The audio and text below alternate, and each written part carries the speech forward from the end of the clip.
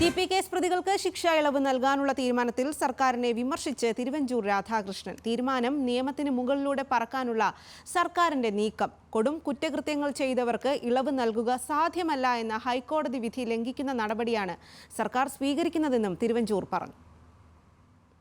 TP. Case പ്രതികൾ ജയിലിൽ കിടക്കുന്നതിനേക്കാൾ കൂടുതൽ പുറത്തായിരുന്നുവെന്ന് കോടതി പോലും പറഞ്ഞിട്ടുള്ളതാണ്.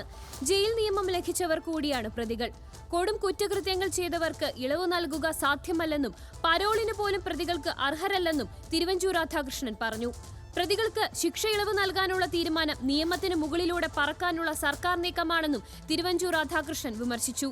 ഹൈക്കോടതി വിധി ലംഘിക്കുന്ന നടപടികളാണ് സർക്കാർ സ്വീകരിക്കുന്നതെന്നും അദ്ദേഹം കൂട്ടിച്ചേർത്തു. ടി.പി. കേസിലെ പ്രതികൾ ജയിൽ നിയമത്തിന് വിധേയമായിട്ടാണ് നടന്നത്. ജയിലിനകത്ത് തന്നെ അവർ നടത്തിയ ക്രിമിനൽ കുറ്റങ്ങളെക്കുറിച്ച് എത്രയോ കേസുകൾ നിൽപ്പുണ്ട്. അവർക്ക് അനധികൃതമായ പരോൾ കൊടുത്തിട്ടില്ലേ? പരോൾ വ്യവസ്ഥ പോലും ലംഘിച്ചുകൊണ്ടാണ് ഇവർക്ക് തുടർച്ചയായ പരോൾ കൊടുത്തിട്ടുള്ളത്.